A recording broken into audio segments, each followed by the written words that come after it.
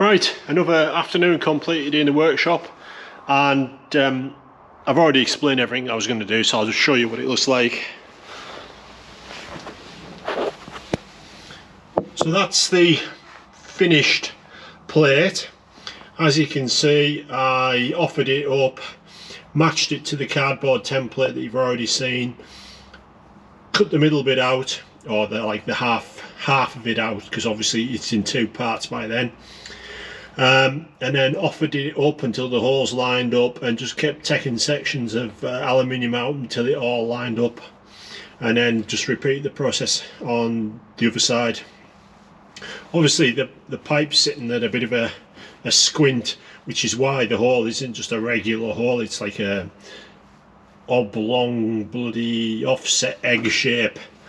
But it's in now, that'll do. The hole's closed up a lot more, so it should make it a lot more fireproof than what it was. There's now not such a massive gap for any fluids or anything to get through into the cabin. Next job will be to finish off refitting the exhaust. I've started to put the clamps on, and the clamp under there is on the V-band. There's my new Lambda Boss.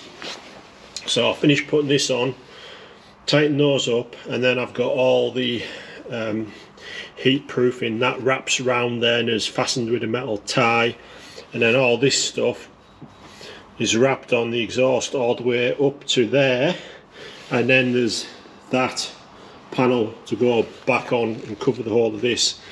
The only issue with the panel is that it doesn't go all the way to the far end, and I think it should turn and seal as much as possible up against the bodywork, because otherwise any fluids or flames or whatever that got into the exhaust system through the hole would just spill out into the cabin, and also all the heat would get out into the cabin as well. So I just want to seal that end of it, so that'll be the next job.